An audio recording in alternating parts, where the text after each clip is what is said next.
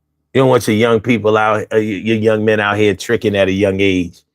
You know what I mean? You know, them chicks fleecing him for money at a young age. Yeah, I'll let you kiss me. I even let you grind on me in the back on the back steps if you buy me McDonald's fries and some shit like that. Damn, you a young whore. You a young whore. Oh.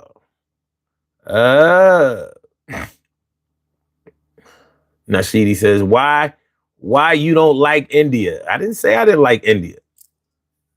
You asked me India or Pakistan. And I said, sometimes, a lot of times, Indians don't like black people. And it's the truth. You're not going to sit here and tell me it's not. I've known a lot of people from India, and they get a lot of times they get on like they think they white. I'm like, you're not white. And we shouldn't even have to tell you that. They're like, well, we ain't black either. I'm like, well, you darker than me. Shoot, a lot of Indians, I'm talking about the ones with this complexion. And they like, yeah, but I'm not you. I'm like, yeah, you're not me because you're not American, but you ain't white.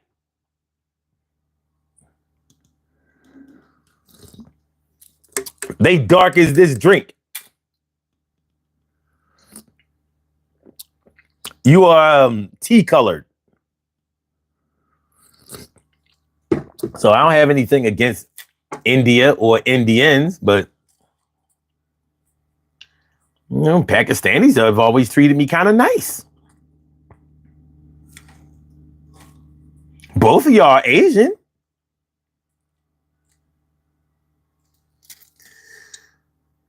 Nashidi says, I married black. We love Nelson Mandela. Nelson Mandela? He been dead. We love Bravo. Who's Bravo? What are you talking about? What are you talking about? How about let's stick to the topic. Let's stick to the topic of discussion. Can we do that? And can we get more than 6 likes? What the hell? I mean, are we stagnated on 6? We can't get more than 6 likes? Is that what you're telling me? Is that what you're telling me? I mean, am I not doing my job? What I gotta do? What I gotta do? I know what I gotta do. I know what I gotta do. I gotta, you know what I gotta do? I gotta bring out the triangle.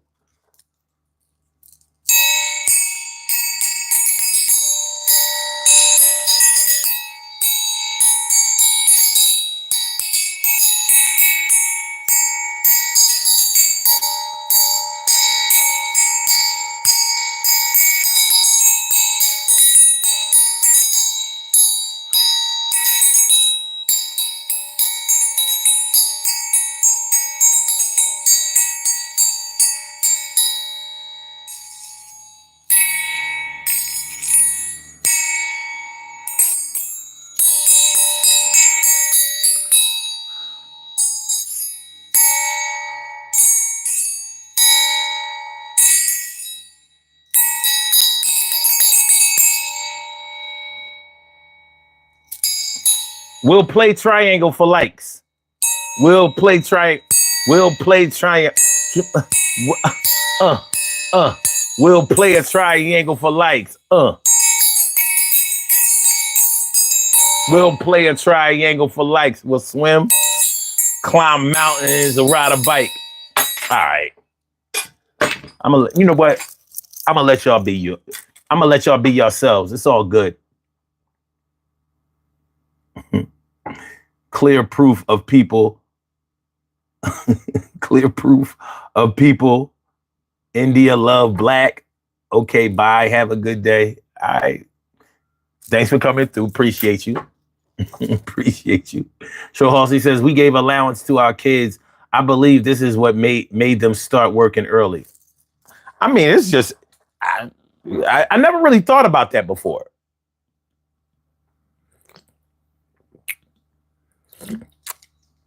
I never really thought about it before, but, I'm kicking it around like, I wonder I wonder if, by any chance, stretch of the imagination,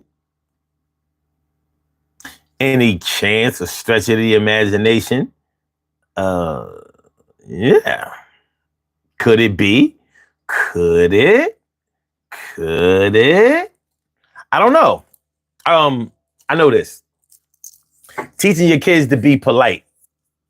You know, before you send your kids to school or when you know that they have to go out there in the world at times when you can't be with them, and and especially when they are with you, they're a representation of yourself and the representation of your teaching, your guidance, your parenting.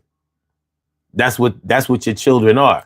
So when your children act like they got some sense, they are looking like you raised them to act like they got some sense. I don't think you can go wrong with that. But at the same time, you have to make sure that your children are respectful, understanding, patient. Like they'll wait their turn. They won't be offensive to others. They'll think about what they say before they say it. But at the same time, you want to make sure that they're not pushovers and that they're not punks and that they're not scaredy cats and that they're not getting bullied all the time.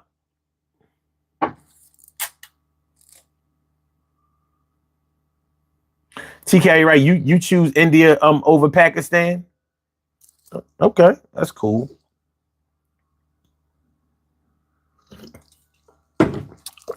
Now you got me thinking about it. Let me see. Which country is better, India or Pakistan?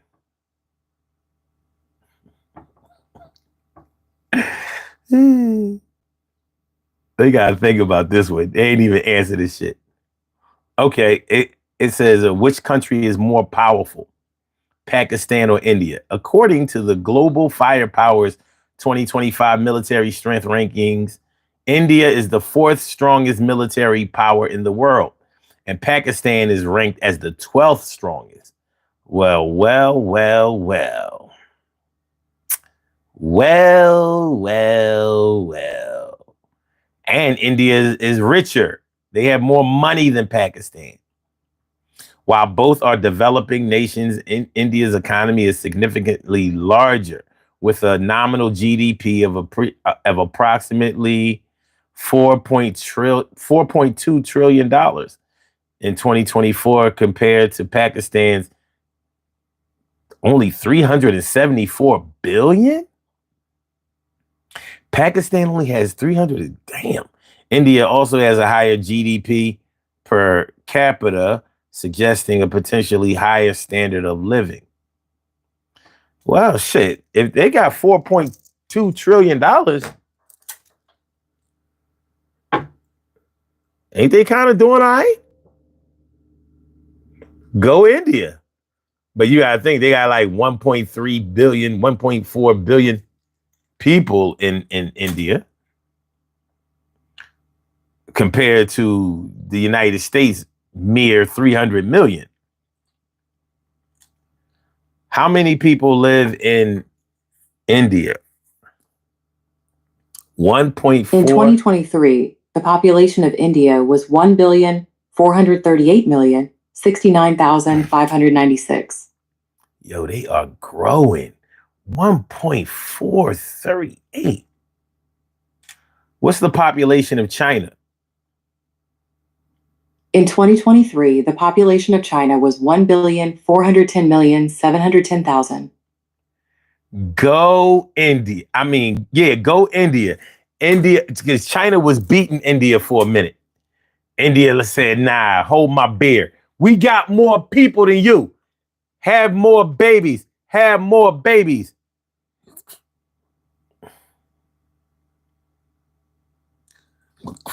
Mm.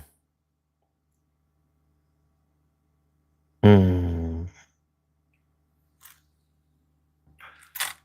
Okay. China's population is declining due to a combination of factors, including a declining birth rate, a rapidly aging population, and a shift away from traditional family structures. Oh. The one-child policy implemented from 1980 to 2015 significantly impacted birth rates, and the subsequent loosening of restrictions hasn't been enough to reverse the trend. Oh, well.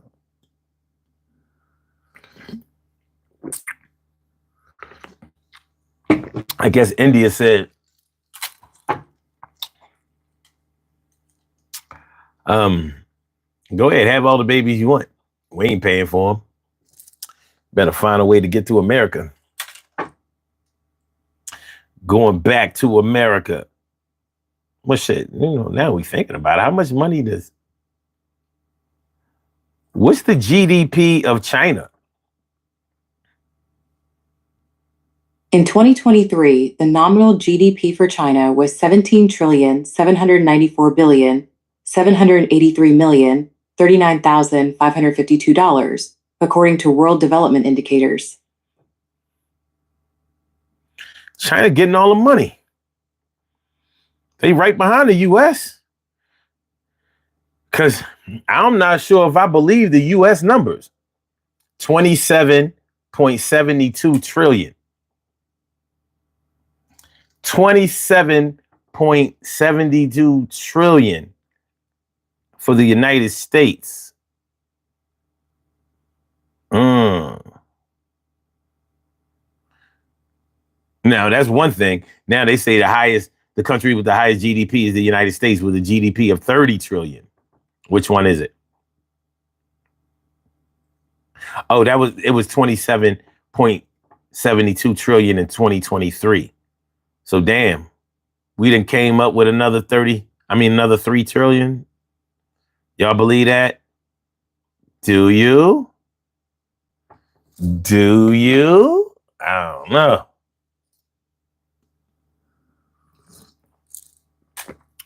Do you?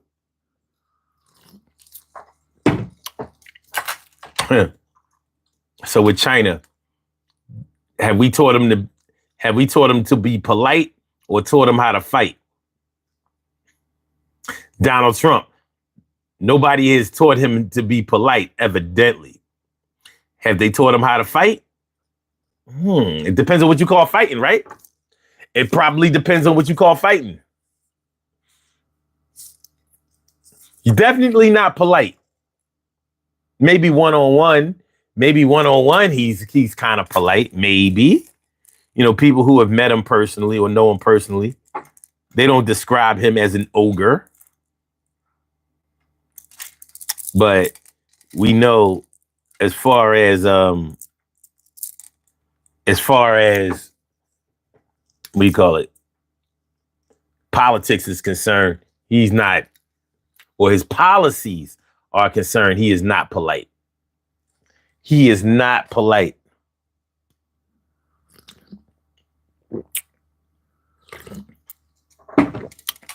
Teach him to be polite or teach him how to fight. If you ever had to teach an adult how to fight or how to stand up for themselves. Hold on.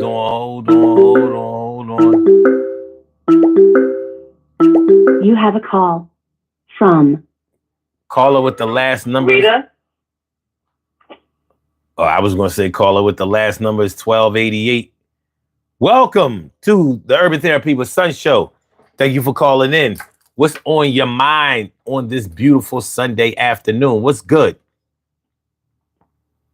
Hello. The subject. Can you clarify the title for me, please? Like the subject matter for today, so I know that I responded to the right thing. Okay. All right. So we're talking about teach them to be polite or teach them how to fight. So we're talking about sometimes you have the option. Sometimes you have the option in life to either handle your business, your problems, your adversity in a way where you are taking a more gentle approach or more diplomatic approach, or sometimes you are taught to, make sure that people know that you mean business and that you don't take no shit. And if necessary, you might have to physically knock somebody's block off. So we're talking about either children have to be taught this way, or sometimes adults have to be taught this way. Teach them to be polite or teach them how to fight. Now, we're presenting this today as an option. Like on the poll question. On the poll question, I asked if you had to choose, but with only these two options, if you had to choose between teaching your kids to fight or to use reasoning, which would you pick? Now, a lot of parents would probably teach their kids how to fight first. So, because they know, especially when we were growing up, well, I don't know how old you are, but I know when I was growing up, knowing how to fight actually kept you from having to fight a lot of times. Because you was already, reputable and stamped and your respect was going to come. So people knew not to mess around with you because they could wind up with a busted lip or you know what I mean? You loosen that tooth that was already coming out, you know what I'm saying? Or whatever. And then some kids were raised to go tell the teacher anytime somebody was mean to them or threatening towards them or whatever. You know what I mean? Anytime there was trouble, they were told to go get an adult. Both of those teachings can be impactful and helpful. But personally, I think that there should be a balance. I agree. There's a difference between. So my parents, they so first things first, they were like, listen, if something pops off at school, go tell the teacher. But they only wanted me to tell the teacher if so that if I had to punch somebody in the throat, it was like, hey, listen, I told the teacher what was going on, and whatever happened next happened. So she ain't handle her business. The teacher ain't handle their business, so I handled mine. Seriously, that way the teacher could never say, nobody could ever say, well, I didn't know anything was happening. No, you knew because I told you. So if it escalated after that, then it was on them. But in my family growing up, you kind of couldn't lose a fight. You couldn't lose a fight. It's like, there was a lot of pride taken in beating that ass. Should you get into a fight? You weren't going around starting fights though, but it was just like if it don't start nothing, won't be nothing. So if something popped off, it was expected that you handled your business. For me, with my children, I didn't teach my kids how to fight first.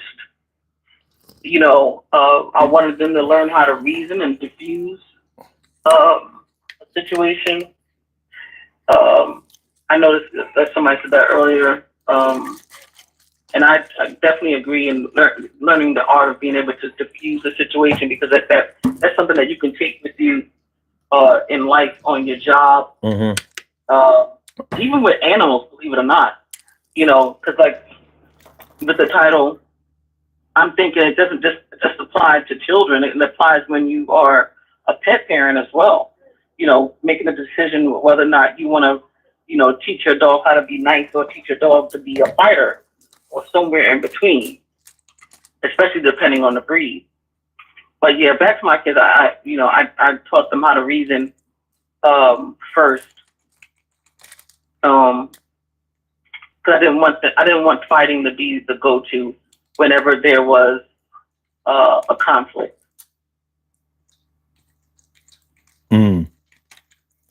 Okay. Well, I mean, that makes sense.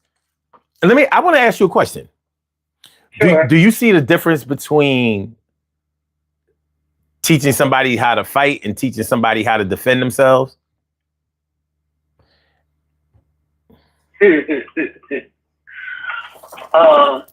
Do I see a difference, or did I teach a difference? Do you see a difference? Do you think that there's a difference between the two? I mean, of course, there can be a difference, because one of them, when I think of teaching somebody how to defend themselves, it's like you're teaching them how to pressure points and how to, basically how to try to deter somebody from continuing to attack you. But teaching somebody how to fight is it's like a Mortal Kombat, finish him type stuff. Okay. Okay. Like, I'm not teaching you how to fight to just defuse the situation. No, I'm teaching you how to make sure that this person never wants to fight you again. When somebody's teaching you how to defend yourself, it's like they're teaching you how to hold somebody off. Not necessarily get in their head and make them think, you know what, I don't want to fuck with this person again. I'm not going to try that again. Okay. That's interesting. And, quite honest, by the time I get to the point, I don't get very angry, but very often it takes a lot for me to do so.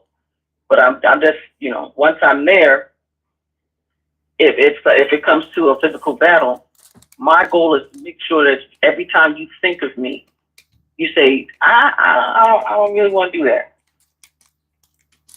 I don't really want to do that. I don't want to go there. That was a mistake for me to even think that I should have. Like, you're going to know that it was a complete mistake for you to even try me. Okay. So all right. Now, when I think about being able to defend yourself, I also think about okay, if I know how to fight, if I'm taught to fight, or if I teach somebody to fight, you're right. I can teach them how to fight, but not necessarily to defend themselves. Like maybe I didn't teach them how to duck or block, but I taught them how to knock somebody's head off. You know what I mean? I didn't teach them good defense, but the offense that I taught them might be sufficient.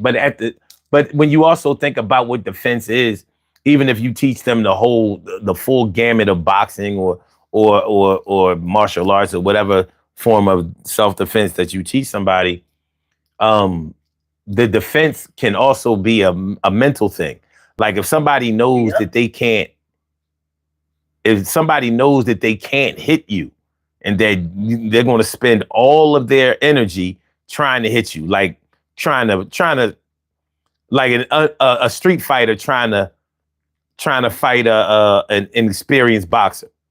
It's going to be hard because the boxer knows exactly how to not get hit, and the street fighter might be swinging all wild and whatever, and straight getting rope-a-doped, and you know what's going to happen after that.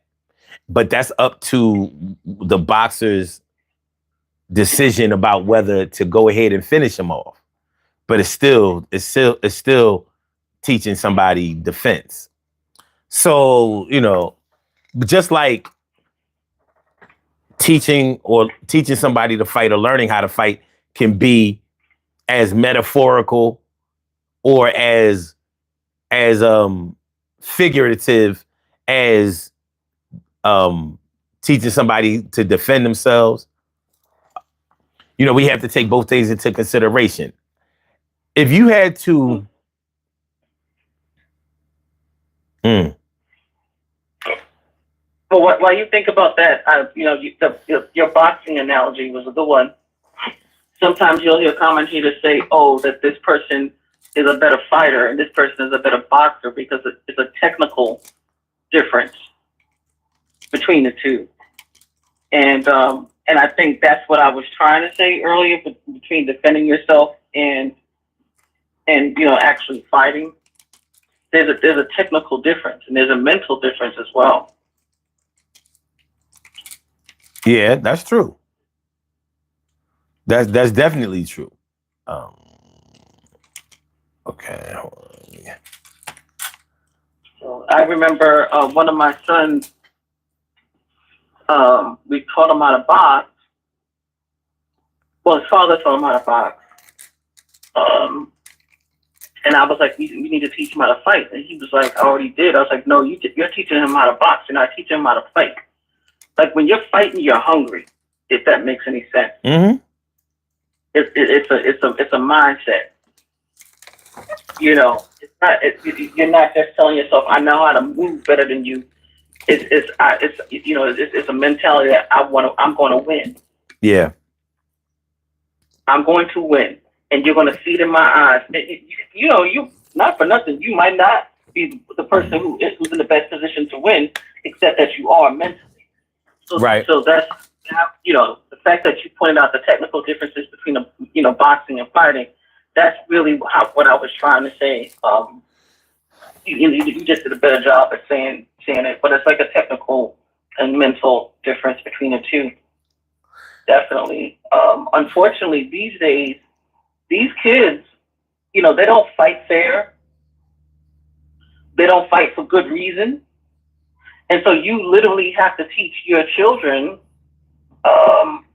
or grandchildren to fight, because these kids will fight you because you don't want to fight.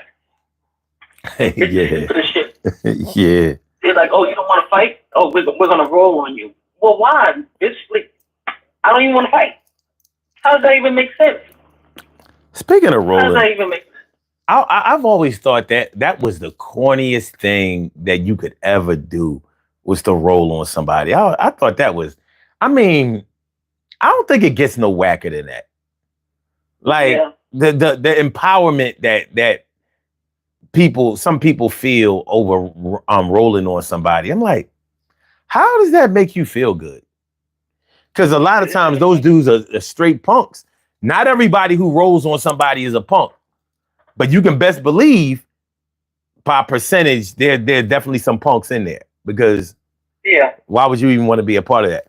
But when we talk about the word fight, you could be talking about physical fighting, but sometimes you might have to teach somebody how to fight, like in a figurative sense. Like, you might be defending yourself or fighting as far as standing up for yourself or going for something or pursuing something that you want. I had to fight for it. No, I don't even have to knock them out for it, but I had to wait. I had to petition. I had to apply. I had to show up for things. You know what I mean? I had to really assert myself. Mm-hmm. And that's why I was saying earlier that it applies to other things besides just your kids, your animals, your job, just the fight mentality. The fight mentality can be a good thing or a bad thing. One way it could be a good thing is how you respond to trauma or challenging times in your life. Like, what's going to be your response? Are you going to fight your way through it? Because if you're going to fight your way through it, that's proving that you're resilient. Mm-hmm. Okay, so when it comes to, do you think that somebody can be polite and offensive at the same time? Polite and offensive? Polite and offensive at the same time.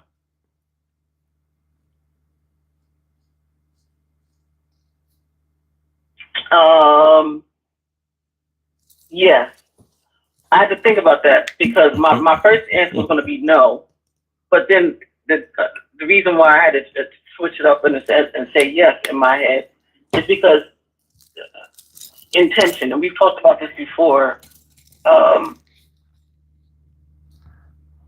Someone could say something, and they call themselves trying to help or whatever, and it could be offensive, and them not realizing it until you point it out. Yeah. That what they said was offensive. Mm-hmm. It happens. So it's the intention behind it. Okay. So I had to rethink my answer of no and say yes. Well, I'm also thinking at times when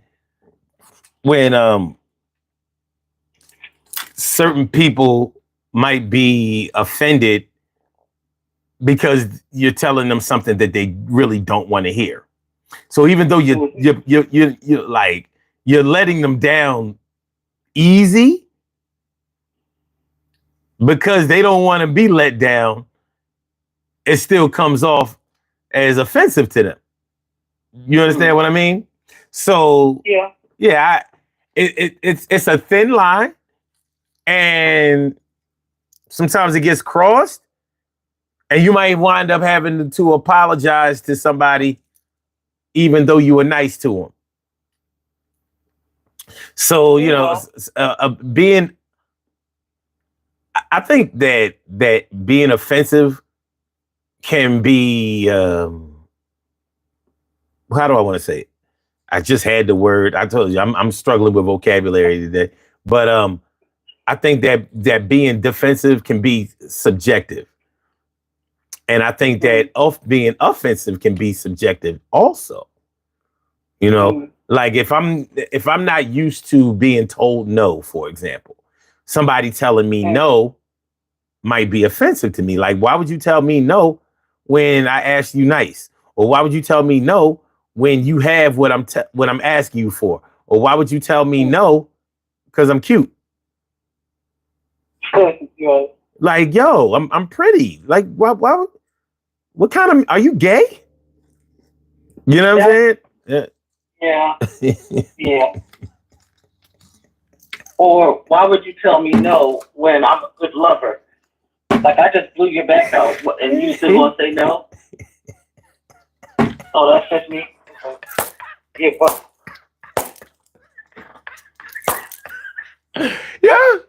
yeah, you got chill. Because when you said that shit, I was still stuck on it when I said, are you gay? Like, wait a minute. Did he say no? Or did he just say no?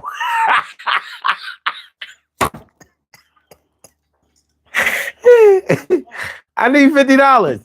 No. What? Was it I like, need you to chill. yo, I'm about to chill.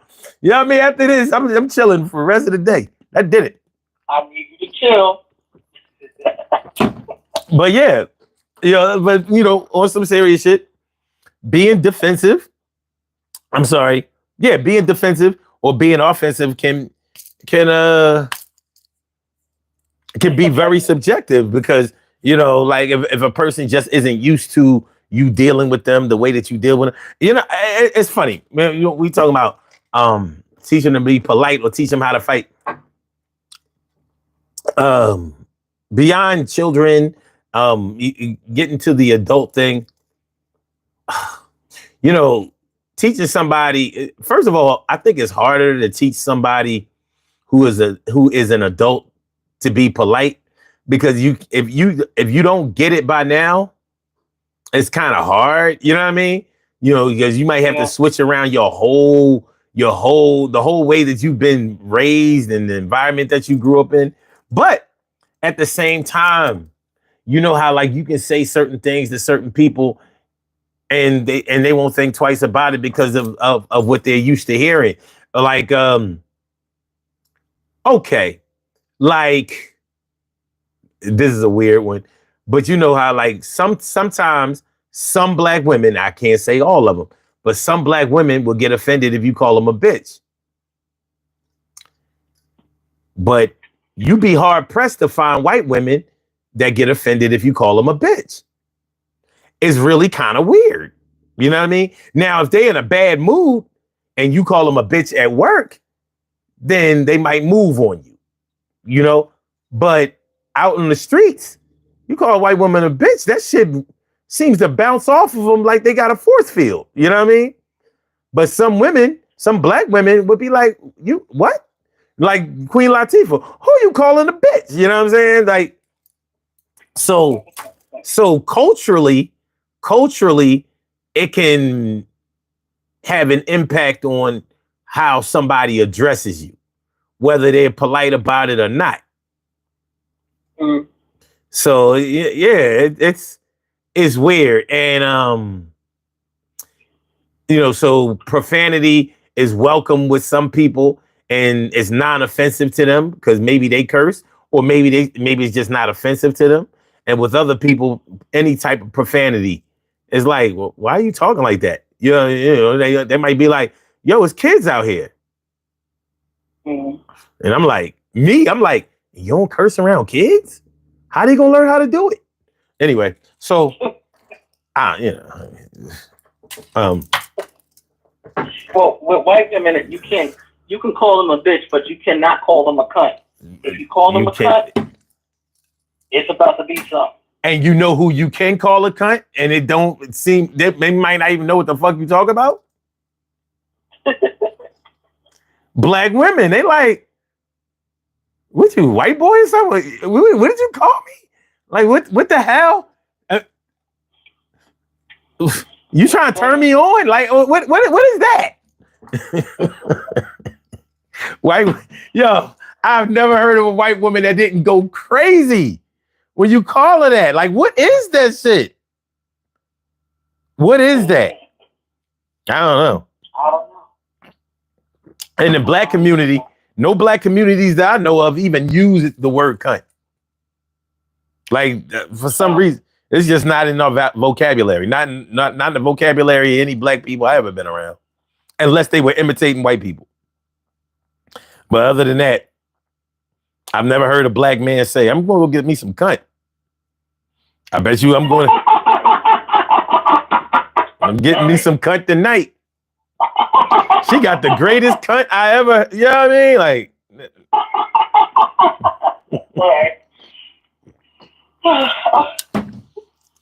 and I mean, look, and I mean in person, on TV, radio. No, I've never heard a black man refer to twat as cunt.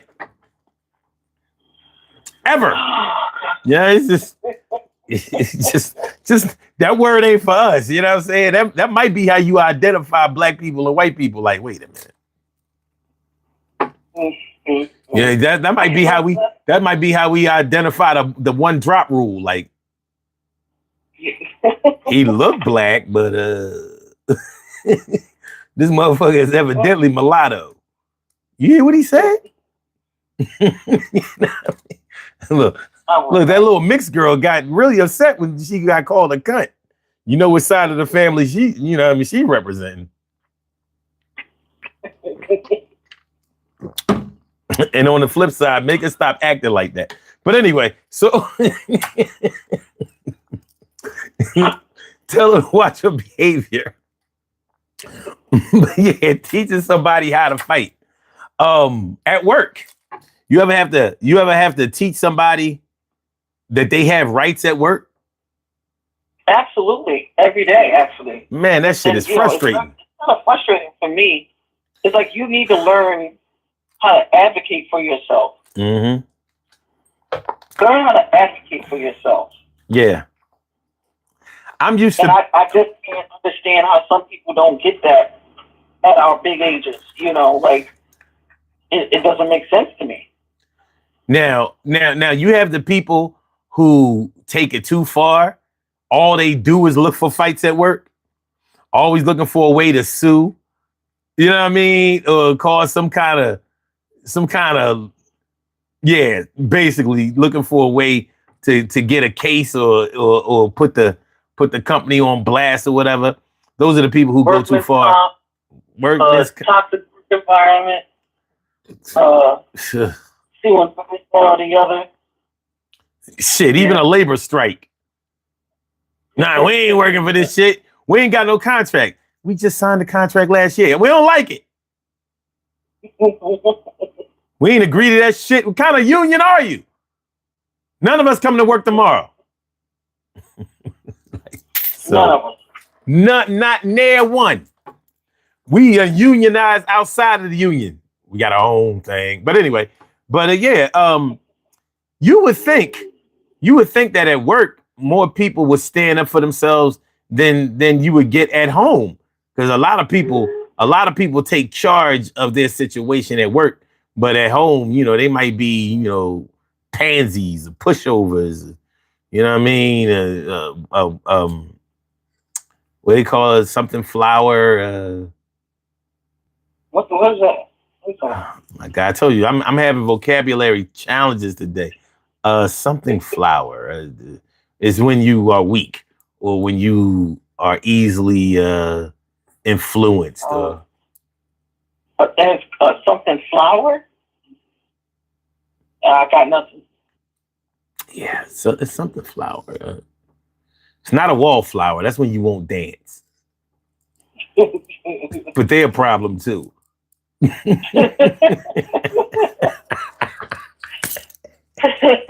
Somebody get Sir Nose Devoid of Funk up in here. What's going on? You know what? It's not a flower. It's a shrinking violet. Oh, I can't. That was the term I'm looking for. Shrinking violet. A violet is a flower. A violet is a flower. You trying to fight me? Are you fighting me? Is that what you're doing? Are you? Shrinking violet is the same thing as a weeping flower. Okay. And they have all the same letters in them. Oh, okay. Except for the letters that they don't have the same. So yeah, teaching somebody how to fight at work. You know, I mean, you know, and it may be against an abusive manager or supervisor. Maybe about pay. It may be about pay. Like, hey, everybody is making this amount. You know, you need to ask why you're not getting paid the same amount of somebody else. Mm-hmm. That actually happened to me. And the thing is, you have to teach them how to fight, not just ask the question. Mm-hmm. So, you know, as far as I'm concerned, teaching somebody how to fight is also teaching them how to follow through, not just get the party started. Right. You know, the place of business is not closed until you pull down the gate and you can't see the windows inside. Ooh, okay. That's a good one. Unless you're in the mall, because you can still see inside.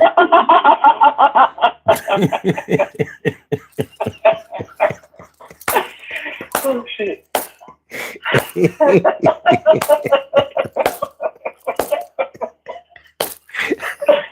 Oh, I just say it. I always thought that was odd about the mall. You know what I mean? They pull down the gate, but you can still see everything. So you just in there salivating like,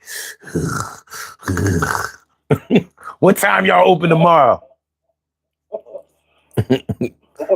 Why can't I put in this extra large extension grabber and take what I want in that motherfucker? It ain't that far. And now I know what I got to order off Amazon. Thanks for reminding me.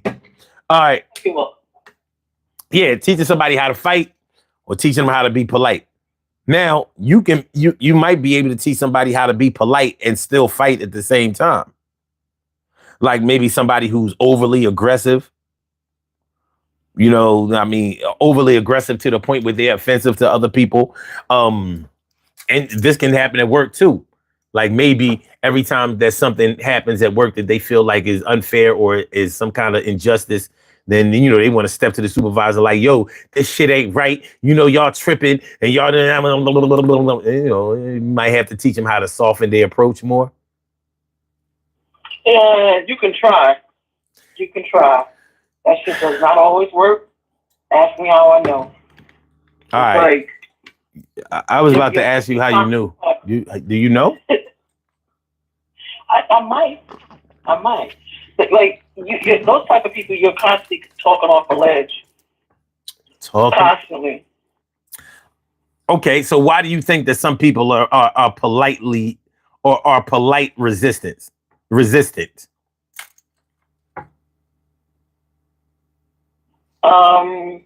Why do I think they're resistant to being polite?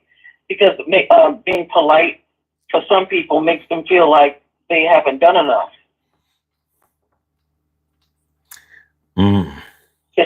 there has to be more. Me being polite is not going to get me the result that I want. The only way that I'm going to get the result is with brute force. So there are a lot of people that feel that way. Yeah, that's true. That's true. But is it true because they've always gotten what they wanted by using brute force? Like, because I'm trying to imagine a world where things happen to you when you handle your business that way. Do we live in a world like that? You leave our president alone. Oh, shit. Fuck. Damn. You want to executive order your way through life, huh? And you ain't even the motherfucking president. That's why so many people voted for him. The fact that so many people voted for him because of that very fact answers your question.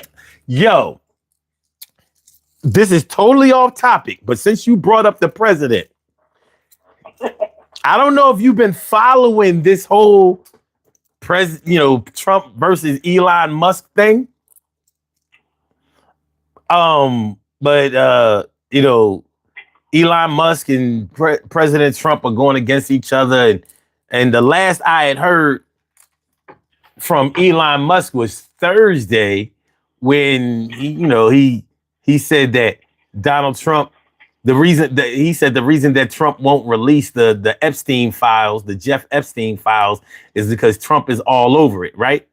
Now I was thinking like, oh man, since I didn't hear anything from him on Friday, I was like, oh shit, is he gonna fall back from that? He deleted the tweet and all that. I was like, oh, because I want Donald Trump gone so bad. But I just got some recent information how Steve Bannon, Elon was saying some things about Steve Bannon because Steve Bannon was saying that Trump should deport Elon Musk and all this old crazy shit. But the last thing Elon Musk said in response to what Trump was saying and to what Bannon was saying was, tell you what, I will fully apologize for everything I said when you release the full context of the Epstein files. Elon, he tweeted that shit. He said, I'll apologize for everything I said when you released all of the Epstein files. Unedited, unredacted, all that shit. I was like, and evidently he said that yesterday. Yeah, I was like, okay. Because I don't want nobody taking no fake shots. Yeah. That ain't no fake shot. That ain't I'm like, go ahead, release the files.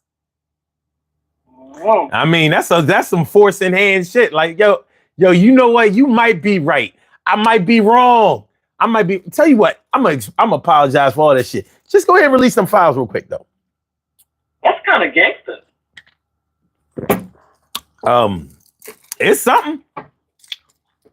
It sure sounds like a few fingers could be broke because you owe some money. I was just glad he followed up because I was like, oh man, he gonna take too long. Yeah, I mean, like, okay, but anyway. So, by the way, I guess Elon Musk is fighting right now. Huh? Because he ain't being polite. No. Well, he is kind of being polite. I mean, he could have just. Well, first he wasn't being polite. He was saying that it was an abomination, and he calling for impeachment, and he wasn't. I believe there was some exclamation points. How the hell does he call for impeachment? He's not even thinking. Well, he's calling for impeachment. He actually retweeted what somebody else said about Donald Trump should be impeached. So, evidently a retweet is a confirmation that you agree with something. So you can't retweet something just because it's ridiculous or just for conversation. I guess X or Twitter doesn't work that way. Mm-hmm. You know what I mean? Like, I guess you can't retweet something to make a mockery of something. From the examples that I've heard on Twitter for years, you know what I'm saying? I don't know how people put up with that platform, but they do. You know what I'm saying? The Twitter people are Twitter people, X people, whatever. I deleted the app. I can't take it anymore. Yeah, anything. Yeah, I'm not. Anything dealing with Elon. The only reason I deleted it because of Elon. Because when I watch when I watch battle rap events, the only way I have of communicating with people about shit is through Twitter. They don't communicate on Facebook or even Instagram. It's weird. It's all Twitter. I wanted to ask you this though, about being polite. Have you ever known somebody that's so used to being rude, obnoxious, and impolite that they will be impolite towards you and be like, yo, I'm trying to be nice. See, when I'm trying to be nice, blah, blah, blah. And you thinking like, how about you try again? That shit ain't nice. You know? Have you ever experienced anything like that? I deal with it literally every day of my life at home. So, yes.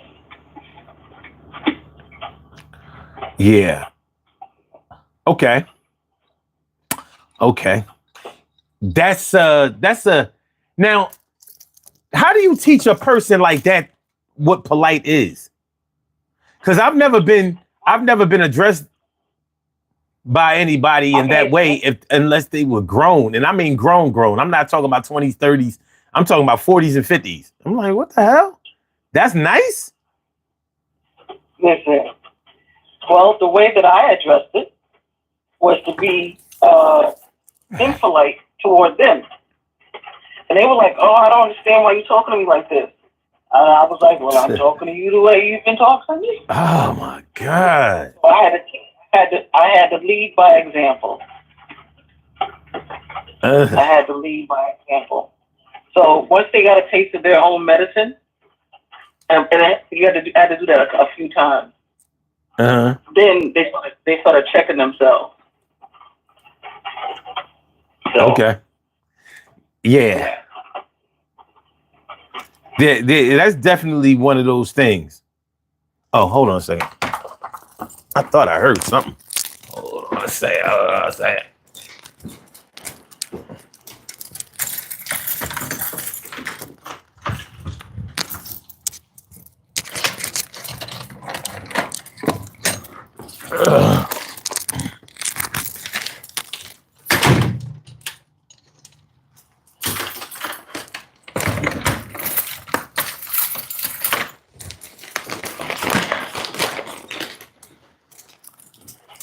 Well, never let it be said that when Amazon say same day delivery, that they be fronting.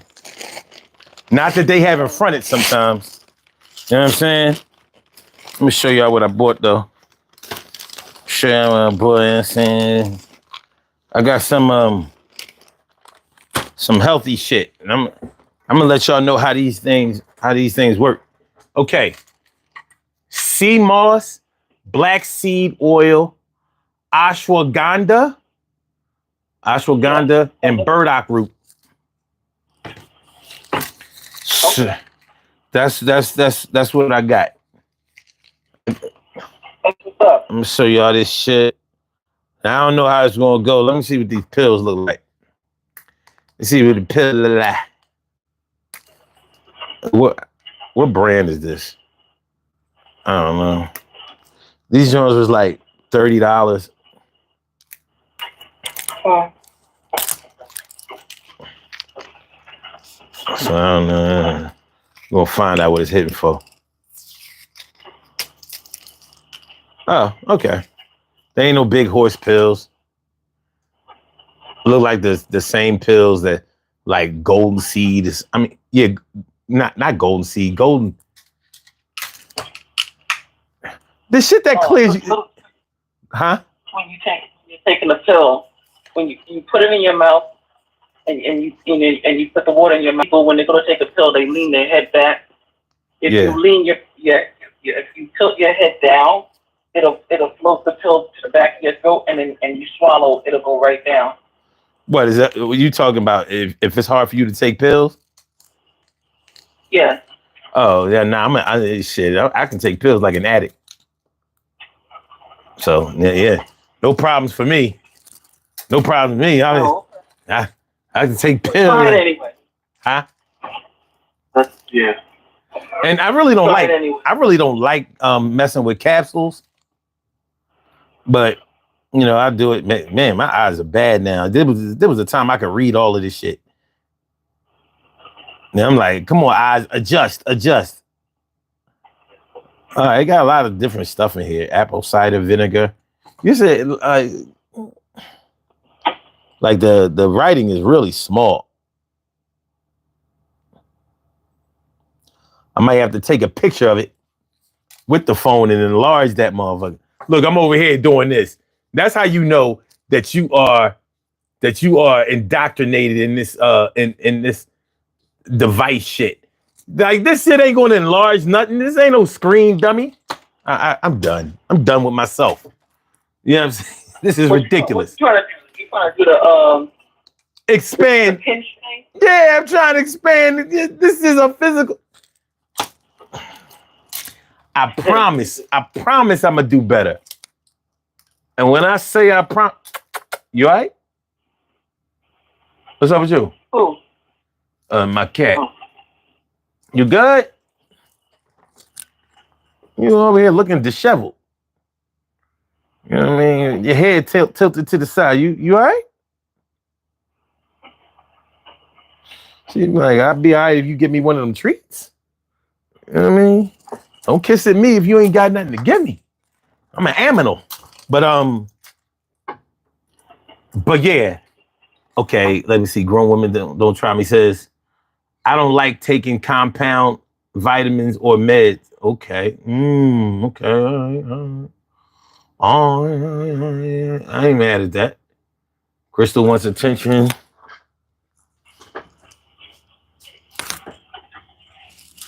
I could have sworn. Oh, yeah. Because I saw her go that way. Then out of my peripheral vision, I saw her come this way.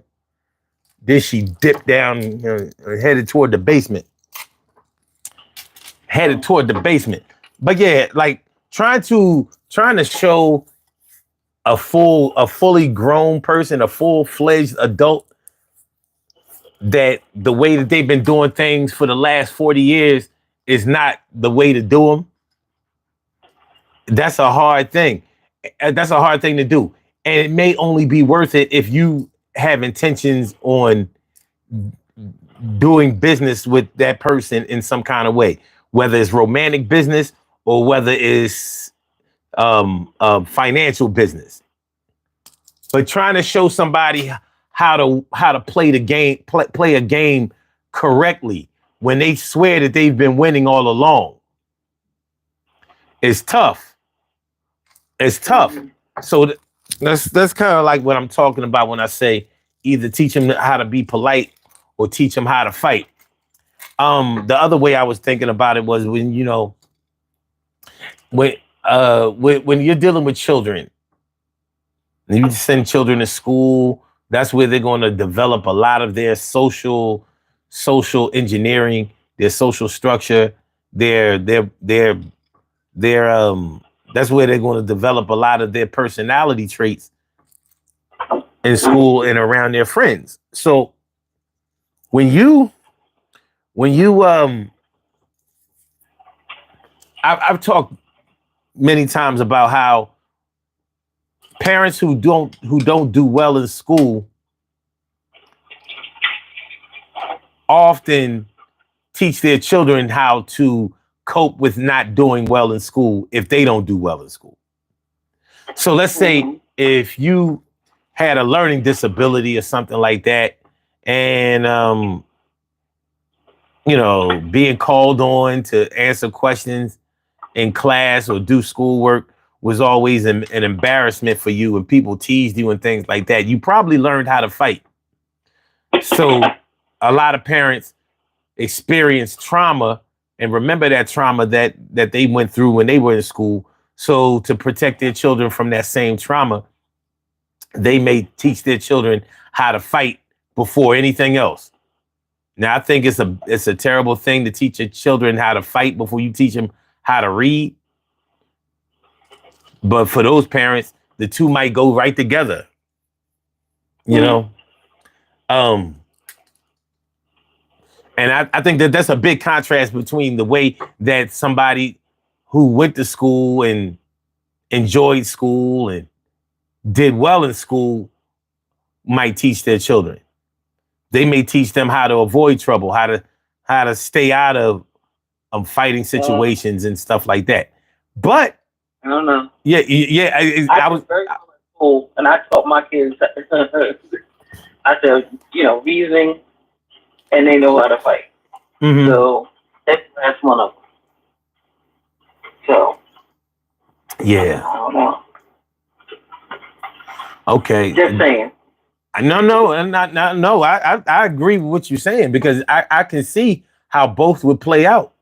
You know what I mean? Just because you had a good experience in school doesn't mean that you didn't recognize the threats. You know what I mean? Like, I don't know. But let me ask you this. On a scale of 1 to 10, how would you rate your entire school experience from kindergarten to 12?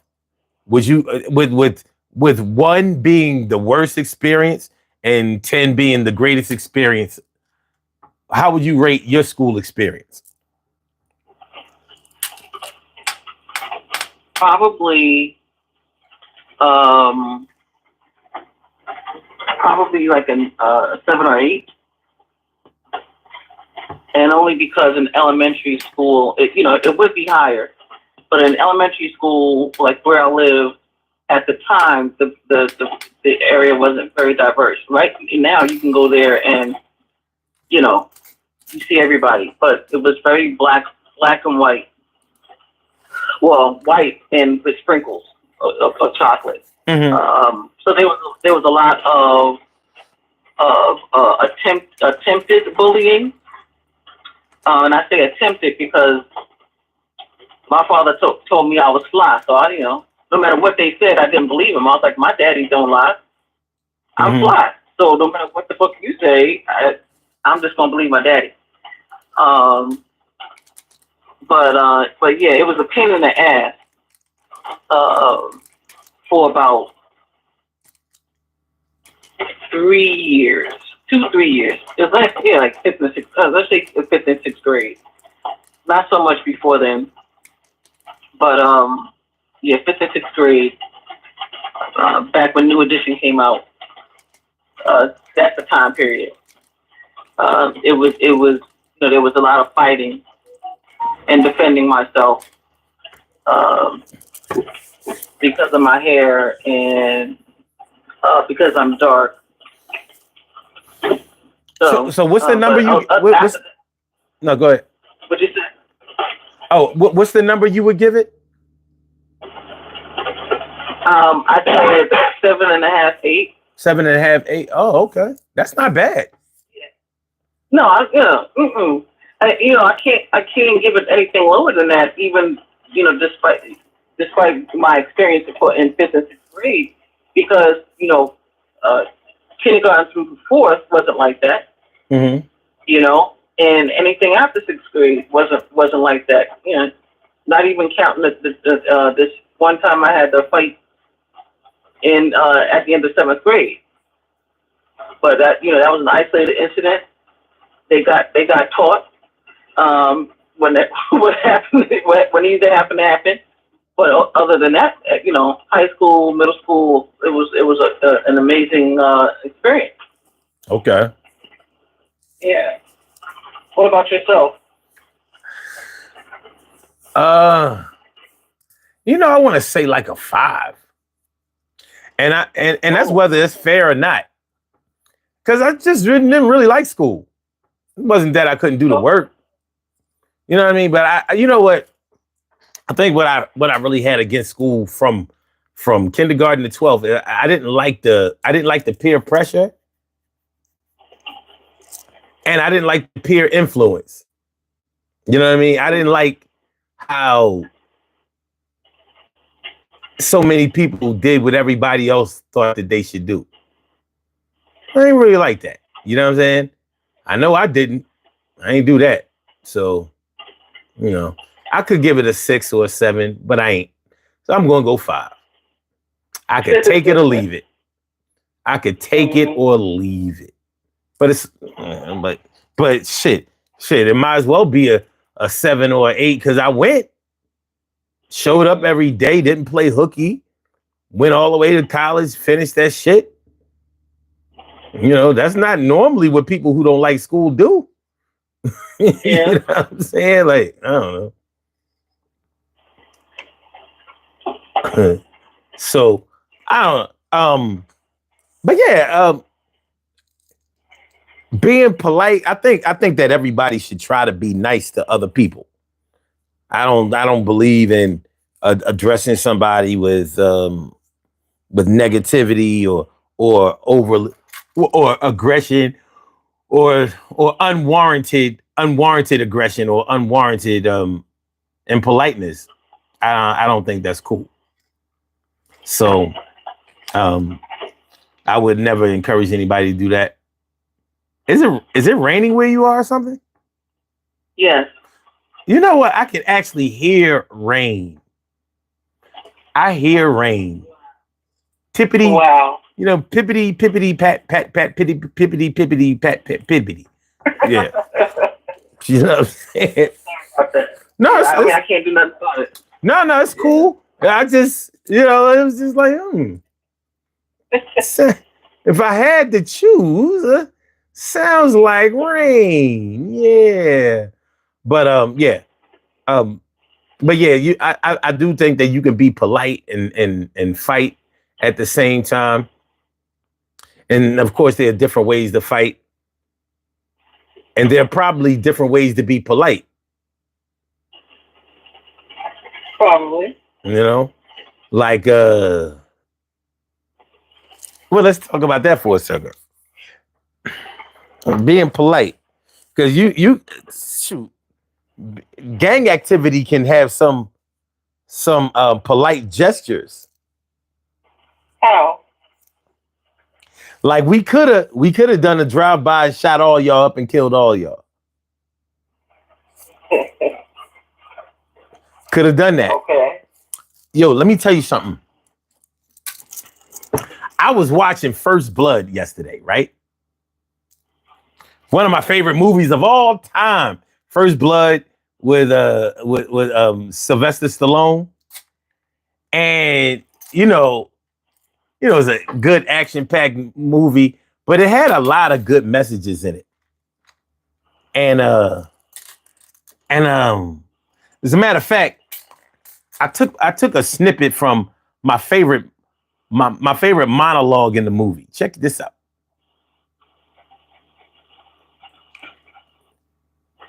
But when Rambo was going off, he told the cop, like, listen, all I was trying to do was get something to eat. You know what I mean? You start fucking with me. Now look, you know what I mean? But when he started going on, when he started attacking the cops, when they chased him up into the woods and he was picking them off one by one, when he found the cop that was responsible for the whole thing, he said, I could have killed all of you. I could have killed you. Let it go. Let it go. To me, he was being very polite. And he was being polite in his actions. He told him, I could have killed all of y'all. I knew how to kill y'all. And I also knew how to just immobilize y'all. And I was polite in doing that. Look, everybody's alive except for the dude who tried to kill me that was in the helicopter. Shit happens. But here was my favorite Well, part.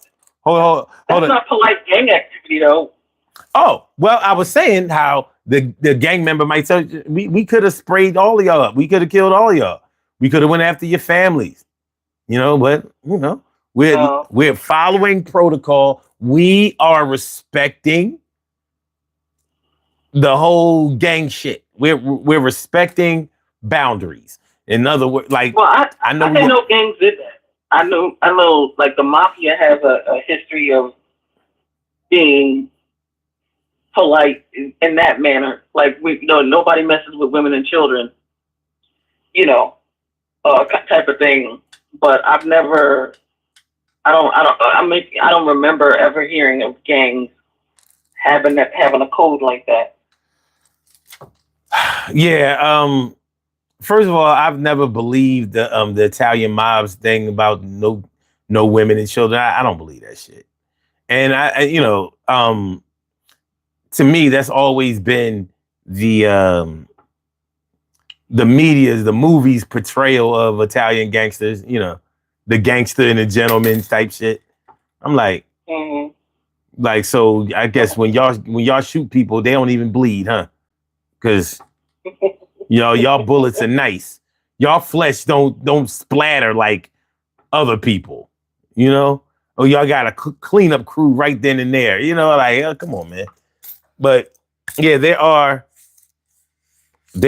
okay, like how Biggie Smalls, when he was alive, the notorious B.I.G., he was saying like their code of ethics when drug dealing was don't sell no crack to pregnant women. And he straight violated that shit. Like, yo, she already on crack and she gonna buy it from somebody else. It might as well be me.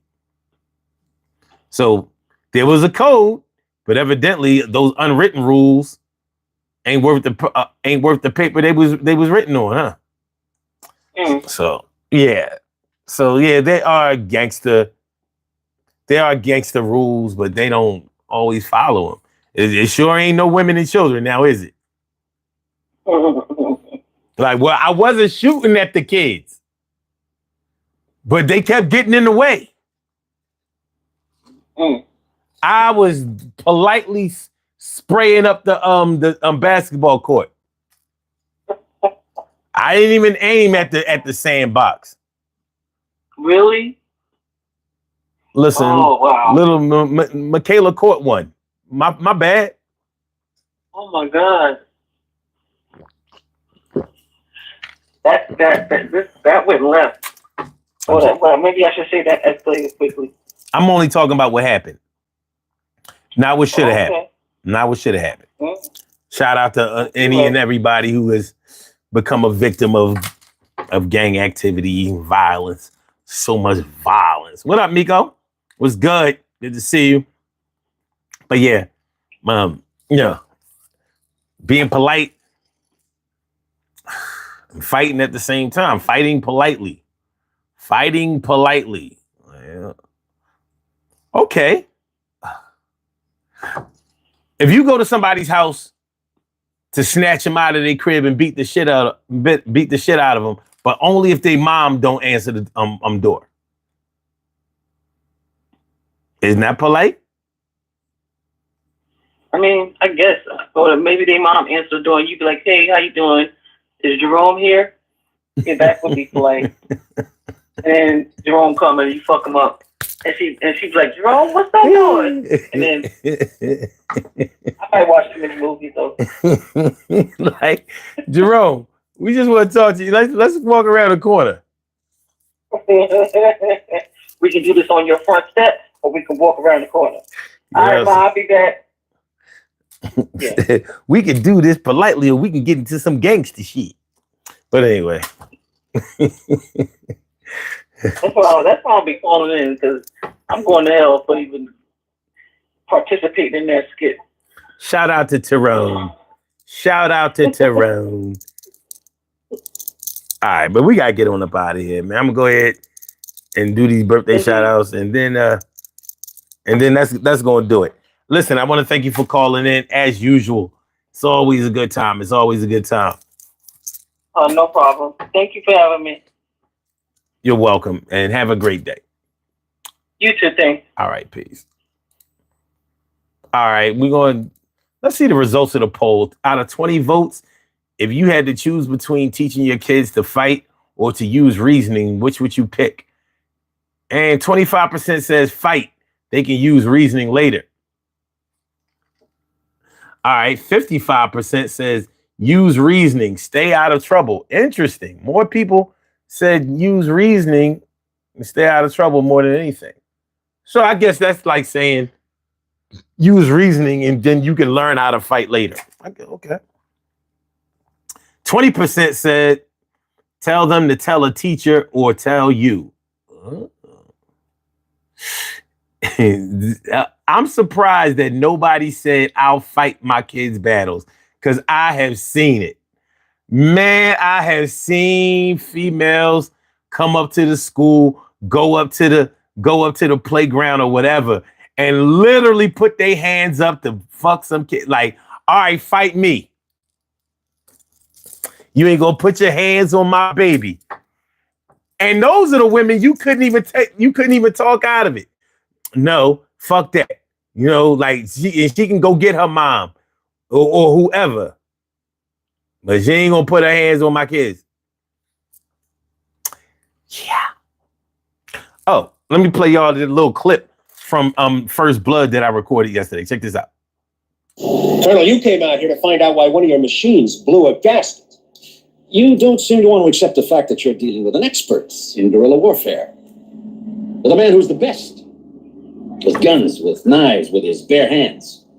A man who's been trained to ignore pain, ignore weather, to live off the land, to eat things that'll make a bully go puke. In Vietnam, his job was to dispose of enemy personnel, to kill, period. Win by attrition. Well, Rambo was the best. That's my shit. That's my shit. Hold on, let's do it again. Colonel, you came out here to find out why one of your machines blew a gasket. You don't seem to want to accept the fact that you're dealing with an expert in guerrilla warfare. With a man who's the best. With guns, with knives, with his bare hands. A man who's been trained to ignore pain, ignore weather, to live off the land, to eat things that'll make a bully go puke. In Vietnam, his job was to dispose of enemy personnel, to kill, period. Win by attrition. Well, Rambo was the best. Yeah. I'm gonna have to find First Blood. I'm gonna finish watching that movie. Not that I haven't seen it maybe 100 times, but shit, that shit was dope. All right, we have some birthday shout outs to do. Some people were born on this glorious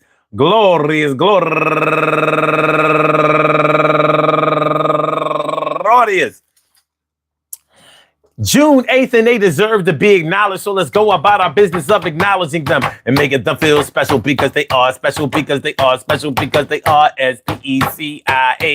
They get the RESPECT. They are SPECIAL. They get the RESPECT. They are SPECIAL. They get the RESPECT. They get number one out the box. O.J. Walker, happy birthday to you, and also Raul Gadsden and Allison Johnson. You lady Almonte, my girl Demetria Rogers. Wait, let's see. Shanaz B. Bradley. And last but not least, my girl, Tiffany Young. I want to say happy birthday to all of y'all. And I hope that today finds you all in good health, happiness, mind, body, soul, and spirit. And that goes out to each and every person out there born on this glorious